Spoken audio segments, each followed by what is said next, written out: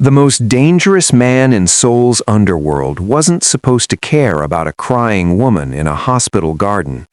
But at 3 a.m. on a rain-soaked Tuesday, Kim Park heard the sound that would unravel everything he'd built his empire on. A nurse's broken sobs cutting through the darkness like a knife to the chest. He should have walked away. In his world, emotions were liabilities. Attachments got you killed. For 15 years, he'd maintained ice-cold detachment, ruling half the city through calculated violence and absolute control. He'd buried enemies without blinking, negotiated million-dollar deals over bodies still warm. But something about her trembling shoulders, the way her competent hands shook as she clutched her knees, the raw, animal sound of grief she tried to muffle, it stopped him cold. Kim Park did something he'd never done before.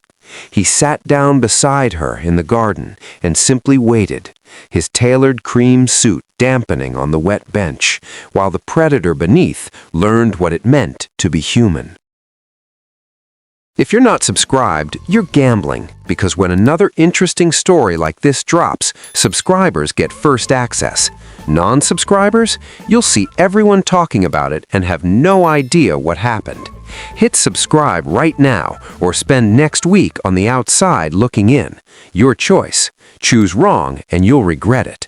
And don't forget to tell us where you're watching from and what time exactly are you watching this video.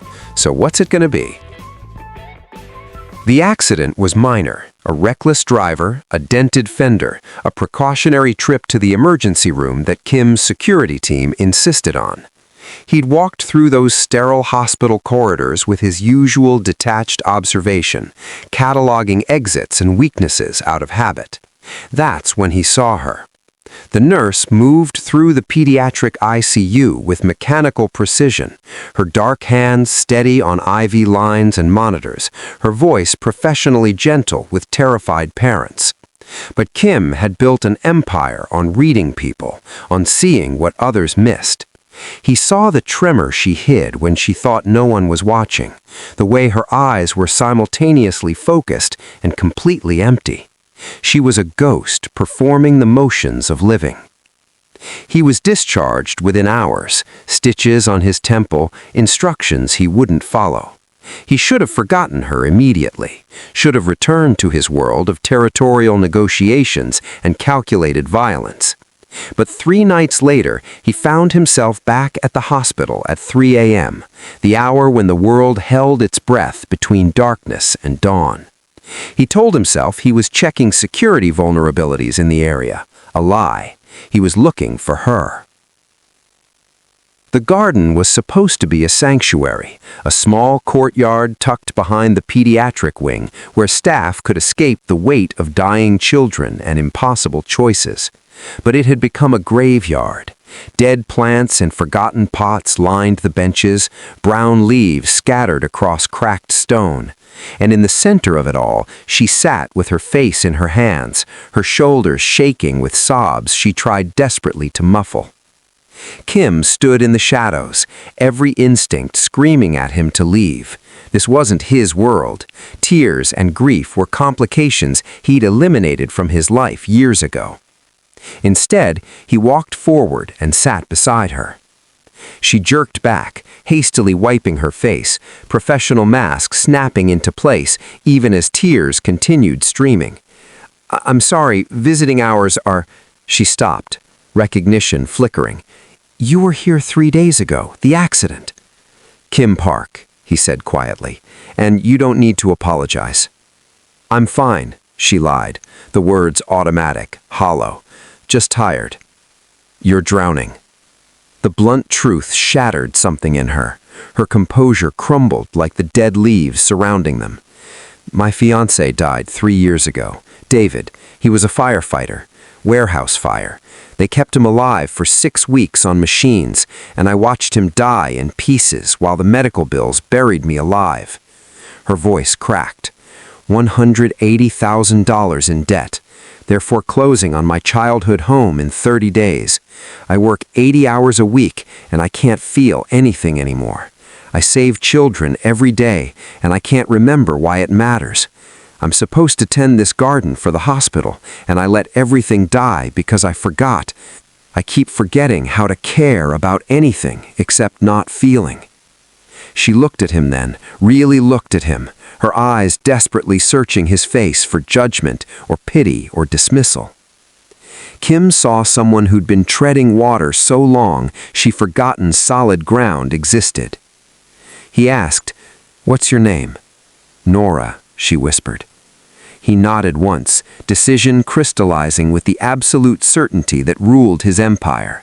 He didn't know why this broken woman mattered, didn't know why her tears felt like knives in his chest, but he knew one thing with brutal clarity. He was going to teach her to breathe again. The first delivery arrived at 3:17 a.m. on a Thursday. The night charge nurse found the insulated containers at the staff entrance with a simple note, "For those who care for our children, a grateful family." Inside, galbitang, Korean short rib soup still steaming in individual portions. Freshly baked sourdough bread from the French bakery that closed at 8 p.m. Perfectly ripe strawberries and sliced mango.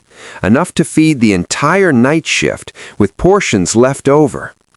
The nurses descended on the food like starving wolves, too exhausted and grateful to question providence. All except Nora, who stood at the edge of the break room, arms crossed, suspicion flickering in her hollow eyes. She found him in the garden during her 15-minute break, sitting on the same bench where she'd shattered 3 nights ago. He wore a black turtleneck this time, ink visible at his collar, intricate designs that suggested violence and artistry in equal measure. "You," she said flatly. Kim looked up, unsurprised. "You should eat. You skipped dinner."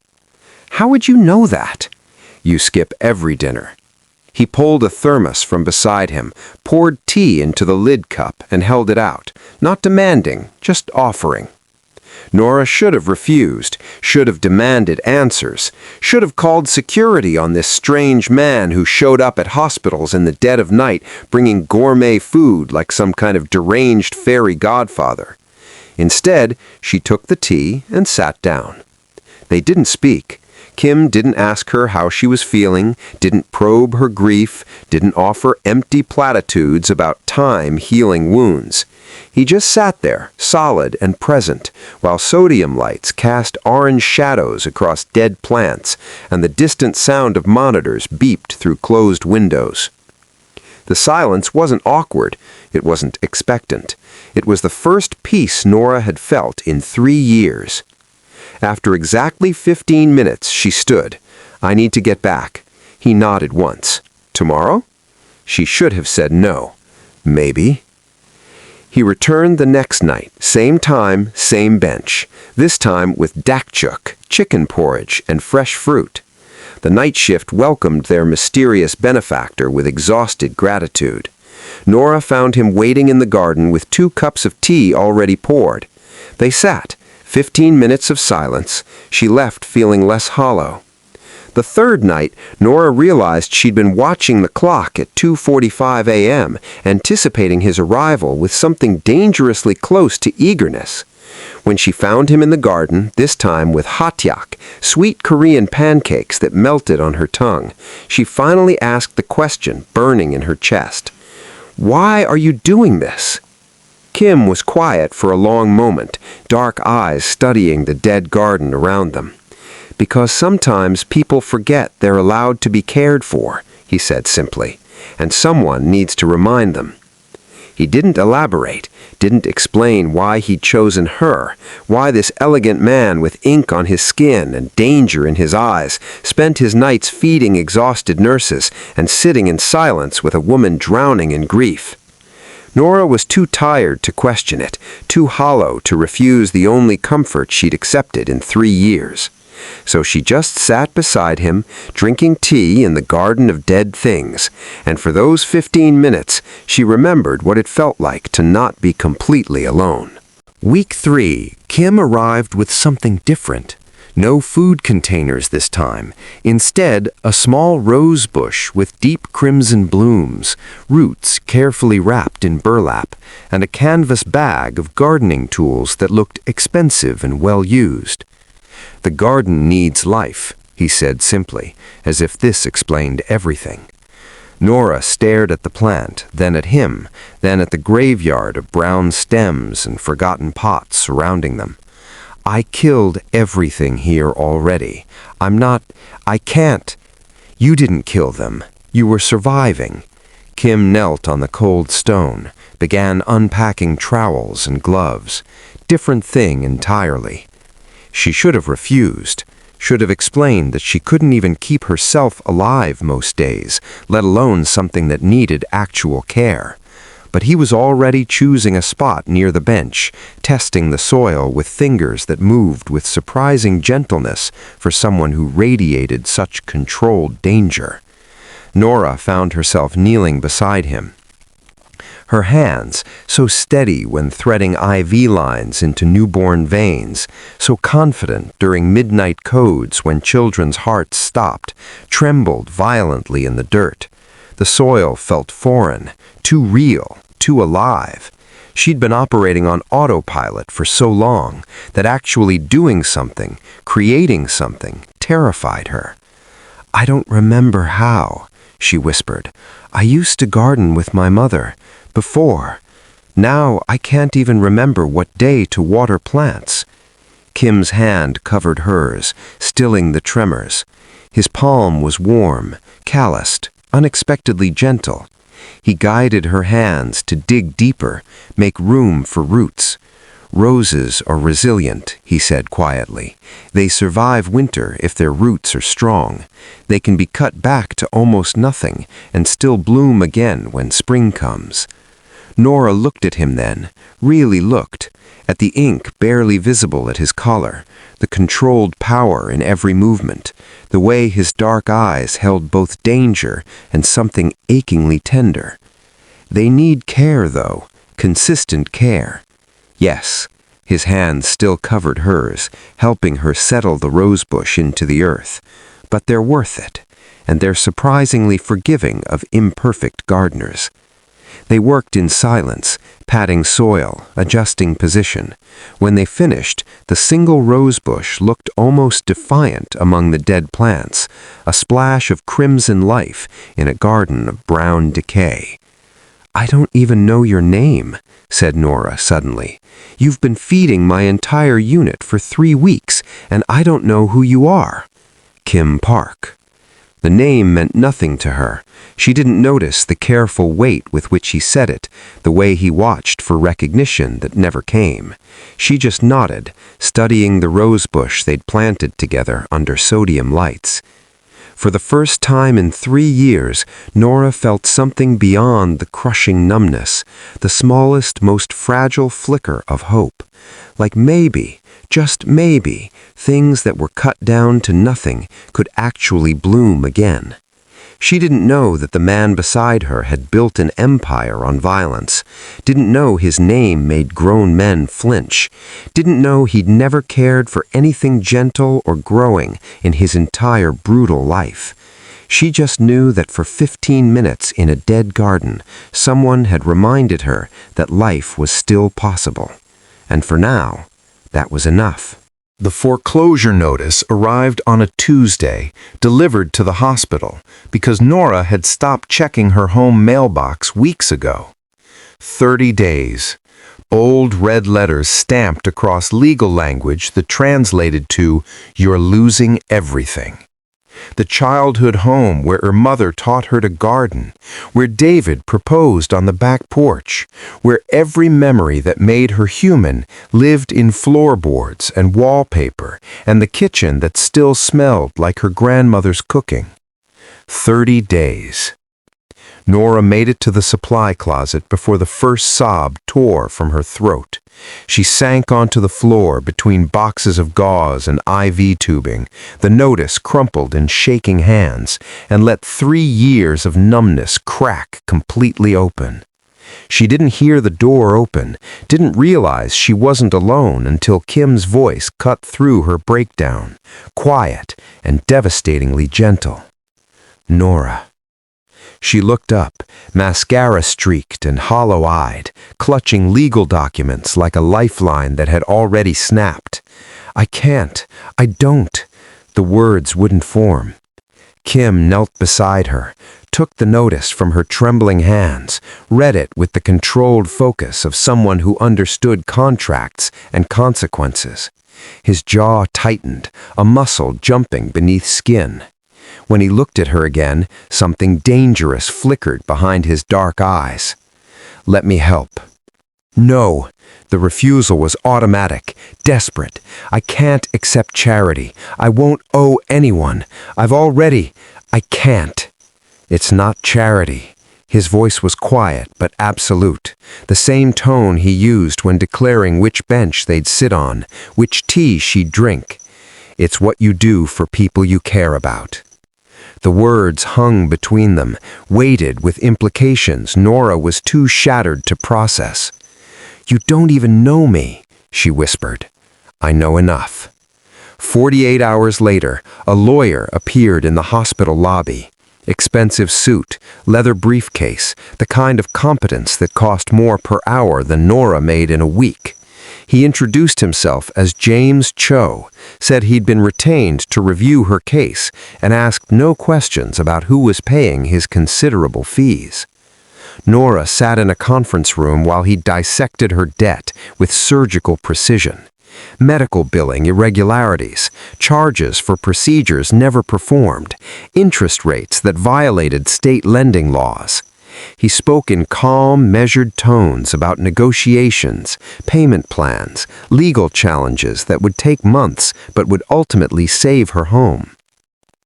"Who sent you?" she finally asked. James Cho smiled professionally. "A concerned party who wishes to remain anonymous." But Nora knew. Of course she knew. She found Kim in the garden that night, tending the rose bush they'd planted. It had sprouted new growth, small green shoots reaching toward the sky. "Why are you doing this?" Her voice shook with anger and gratitude and something more dangerous. "Feeding us, planting roses, hiring lawyers I could never afford. Why?" Kim stood slowly, facing her fully. The sodium lights cast shadows across the ink at his collar, made his eyes look almost black. "Because you were drowning and no one was noticing. Because you save children every night and go home to debt collectors.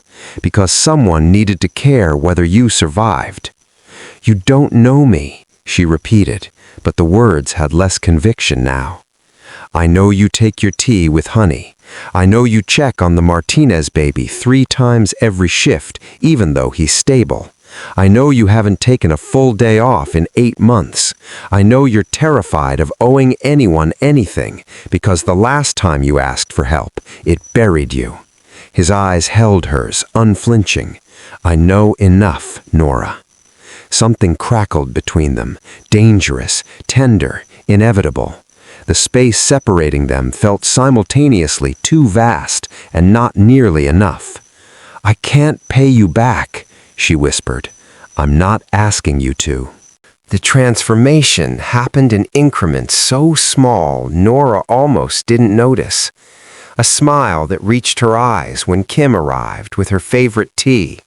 A genuine conversation instead of exhausted silence.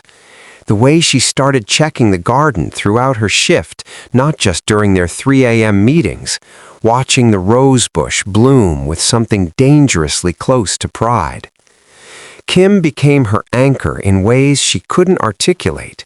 He'd appeared during her breaks with observations so dry they caught her off guard.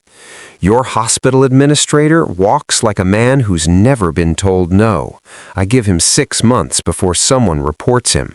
Or, "The vending machine on the 3rd floor has been eating dollar bills for 2 weeks. That's approximately $840 in theft. Your hospital's cafeteria coffee costs less than the lawsuits waiting to happen." She'd started laughing at his deadpan delivery, small chuckles at first, then actual laughter that felt foreign in her chest. He brought peonies one night, her mother's favorite flowers. Nora stared at the blooms, then at him. "How did you mentioned she loved them when you told me about the garden at your childhood home." He said it like remembering details about her life was the most natural thing in the world. The night the Thompson baby coded, Nora worked for 17 minutes to bring him back.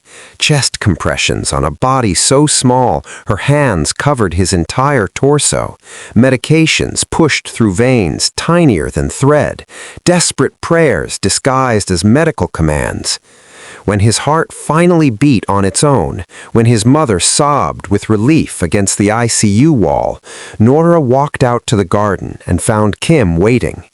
He didn't say anything, didn't offer empty comfort about God's plan or everything happening for a reason. He just moved closer on the bench, steady and present, while she shook with adrenaline and residual terror. "He lived," she whispered, "because of you. This time, tomorrow, next week, there's always another code, another child I can't save. But you saved him tonight. That matters." It was exactly what she needed to hear. 2 weeks later, little Maria Gonzalez, 18 months old, in for pneumonia, went into respiratory distress during Nora's shift. The code was textbook: intubation, medications, stabilization. When Maria's vitals normalized and Nora finally stepped back, she felt it rising in her chest like champagne bubbles. Laughter. Real, genuine, uncontrollable laughter, born of relief and exhaustion, and the sheer absurdity of cheating death at 4 a.m. in a fluorescent-lit room while machines beeped their approval. She laughed until tears streamed down her face, until other nurses looked at her with concern, until she had to lean against the med cart to stay upright.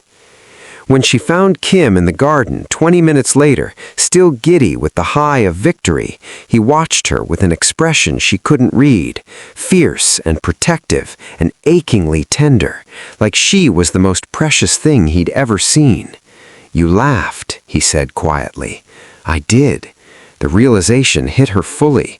"I haven't really laughed since—" She stopped. "Since David." The guilt crashed over her like a wave. How could she laugh? How could she feel light and happy and alive when David was 3 years cold in the ground?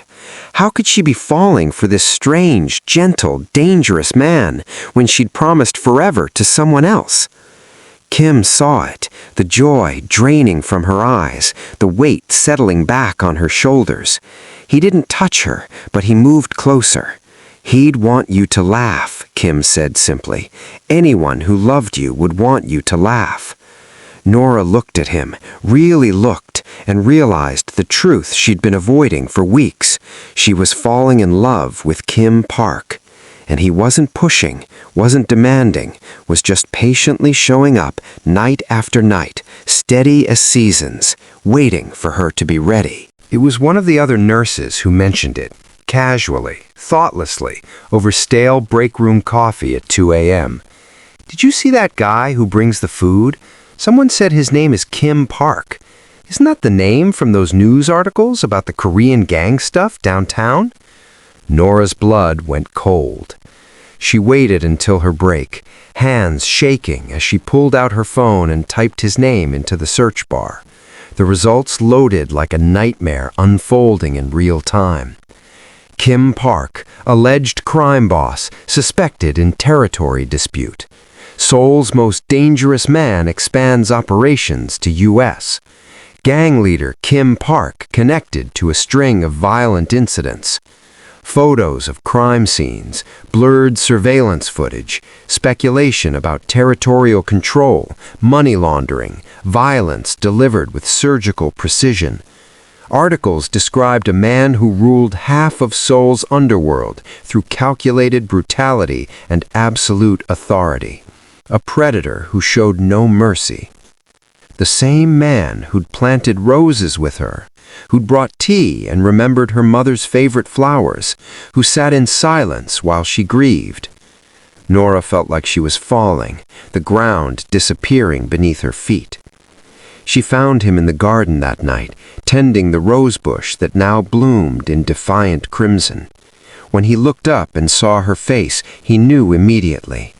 "You Googled me." "You're a gangster!" Her voice shook with fury and terror and betrayal. "A criminal! People are dead because of you, and you didn't tell me! You made me—" She couldn't finish. Kim stood slowly, setting down the pruning shears with careful precision. "Would you have let me help you if you knew?" "That's not the point!" "It's exactly the point." His voice was quiet, controlled. "You were drowning. You needed help. If I'd walked up that first night and introduced myself as Soul's most wanted, would you have let me sit with you? Would you have planted roses with me? Would you have laughed?" Nora couldn't answer. They both knew the truth. "I've done terrible things," Kim continued, each word measured. "I'll probably do more. I've hurt people, killed people, built an empire on violence and fear. I won't lie to you about who I am or what I'm capable of." He took a step closer, and she saw something raw in his dark eyes. "But everything I've done for you has been real. Every conversation, every moment of silence, every reason I showed up was because I couldn't stop thinking about the way you were disappearing and no one was noticing. You should have told me." "Yes. No deflection, no excuses. I should have." Nora's mind raced. She should run, should call the police, should put as much distance between herself and this dangerous man as possible. Every instinct screamed danger. This was how people got killed, caught in the crossfire of gang violence and territorial wars. But she thought of his gentleness with the rosebush, his patience during her worst breakdowns, the way he'd never once demanded anything from her, never pushed, never made her feel like she owed him for his help. She thought of how he remembered details about her mother, brought peonies without being asked, sat through her grief without trying to fix it. She thought of how for the first time in 3 years she'd learned to laugh again. "I need time," she whispered finally. "I need to think." Kim nodded once, something like pain flickering across his features. "Take all the time you need." He walked away without another word, leaving her standing in the garden they'd built together, surrounded by blooming roses and the devastating knowledge that the man who'd taught her to feel again was also capable of unimaginable violence. Kim stared at the phone screen, his blood turning to ice in his veins. The message from an unknown number contained no words, just 6 photographs that made his chest constrict with a fear he hadn't felt in 15 years. Nora walking into the hospital, scrubs visible under her jacket. Nora in the garden, tending the rosebush. Nora laughing during her break. Nora and Kim sitting together on the bench, close enough that anyone watching would know she mattered. The final photo was of the pediatric ICU entrance, children visible through the glass doors. Then the text arrived. "Your weakness has been identified. Surrender your Gangnam operations within 72 hours, or the children in the pediatric ICU become casualties." Iron Lotus. Kim's hands didn't shake, they never did, but something primal and terrifying clawed at his chest. They'd targeted children, innocent lives. They'd made Nora's world, the place where she saved lives, where she learned to laugh again, into a battlefield. They'd weaponized the only good thing he'd allowed himself to care about in decades. He made the first call before the message was 30 seconds old. "Jin Woo, mobilize everyone, now." Within 2 hours, his entire organization descended on the hospital with surgical precision. Security personnel disguised as visitors, maintenance staff, orderlies, background checks run on every employee hired in the past 6 months, surveillance on known Iron Lotus locations across the city. Kim's people were ghosts, invisible to everyone except those trained to see them. Kim hadn't slept in 3 days when his phone finally rang with Nora's number. He answered on the first ring. "I've been thinking," she started, her voice tentative, "about what you said, about who you are. I want to talk." "Nora, listen to me carefully." Kim's voice was controlled, but she heard the steel beneath. "There's a situation. I need you to meet me now." 20 minutes later, in a coffee shop 3 blocks from the hospital, Kim showed her everything. The photos, the threat, the security measures he'd already implemented. He watched her face drain of color, watched horror replace the cautious hope she'd been carrying. "You brought this to my hospital, to my patients, those children." "I know." The guilt in his eyes was devastating, raw in a way she'd never seen from him. "I know what I've done. This is exactly why I stayed away from people, why I built walls, why I—" He stopped, jaw clenching. "But I can't take it back now. They've seen you. They know you matter." "Children, Kim. Babies in the ICU. Toddlers fighting cancer. You made them targets." "I'll end this." His voice dropped to something lethal, absolute. "I promise you, Nora, I will end this before they touch a single child, before they come anywhere near your hospital. I'll burn the Iron Lotus to the ground if I have to." "And more violence solves this? How?" "It's the only language they understand." Kim leaned forward, intensity radiating from him. "I've already contacted their leadership, offered them money, territory, elsewhere, anything except what they're demanding. They refused. They want Gangnam, and they're using innocent children as leverage because they know it's the only thing that would make me hesitate." Nora stared at him, seeing fully for the first time what he was capable of. Not the gentle man who planted roses, but the predator who'd built an empire on calculated violence. "What do you need from me?" she finally asked. "Stay alert. Trust no one new. If you see anything unusual, call me immediately." He handed her a phone, small, encrypted, untraceable. "This line reaches me directly, always." She took it, feeling the weight of what she was accepting. "You're asking me to be part of your world. I'm asking you to let me protect you from my world." His eyes held hers. "I never wanted this to touch you, but it has, and I will do whatever it takes to keep you safe." They came at 3:47 a.m., the darkest hour of night shift when exhaustion made people careless. 4 men in scrubs that didn't quite fit right, moving through the hospital corridors with the precise coordination of military operatives. But Kim had been waiting.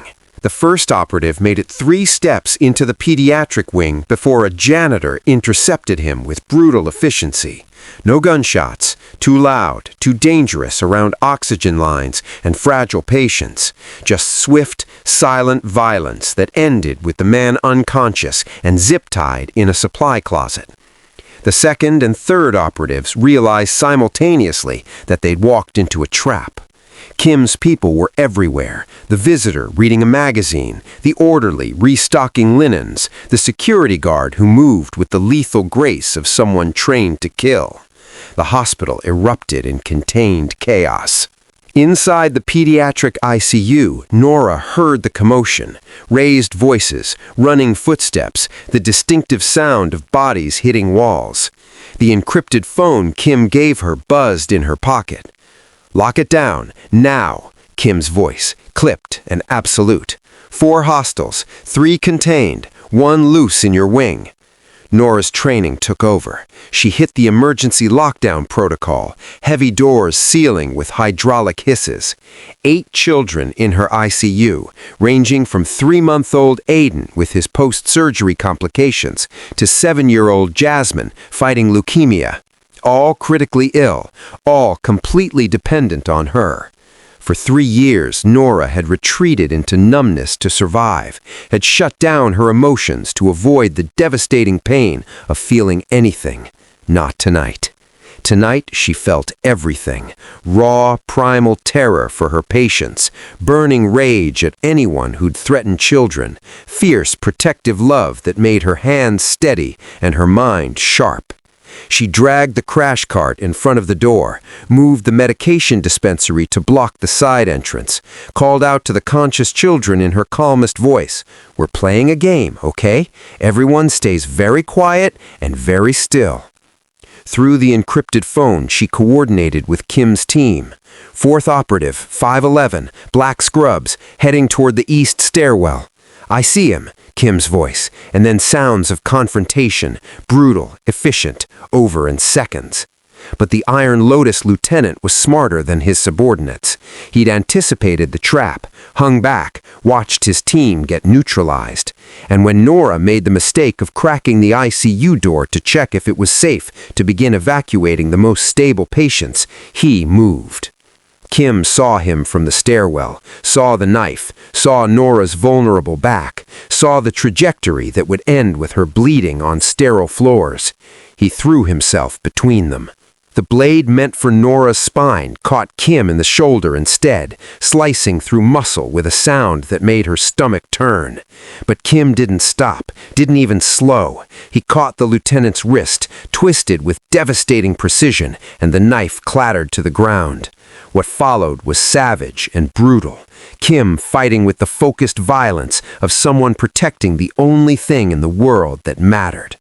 When the lieutenant finally crumpled unconscious, Kim swayed. Blood soaked his black shirt, dripped onto pristine hospital floors. "Kim!"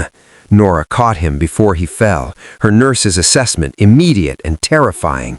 "Deep laceration, possible arterial involvement. We need—" "The children first." His voice was tight with pain. "Get them out. Then me." "You're bleeding." "I've survived worse." His eyes held hers, fierce despite the blood loss. "The children, Nora, please." So she did what she'd been trained for. Called for backup, coordinated the evacuation, moved 8 critically ill children to a secure location with steady hands and a voice that never wavered. Only when the last child was safe, when parents were notified and the police were securing the scene, did she let herself return to Kim.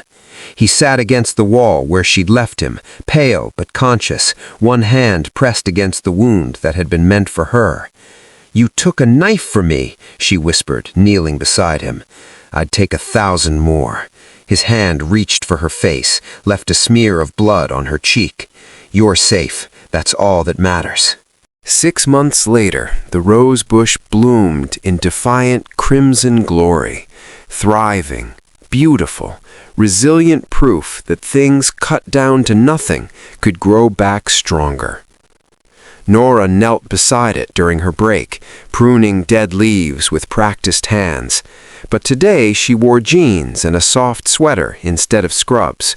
She'd reduced her hours to 40 per week, started seeing Dr. Chen every Thursday, learned to sleep without nightmares. The circles under her eyes had faded. Her hands no longer trembled. She'd learned to breathe again. "You missed a spot." Kim's voice came from behind her, warm with affection.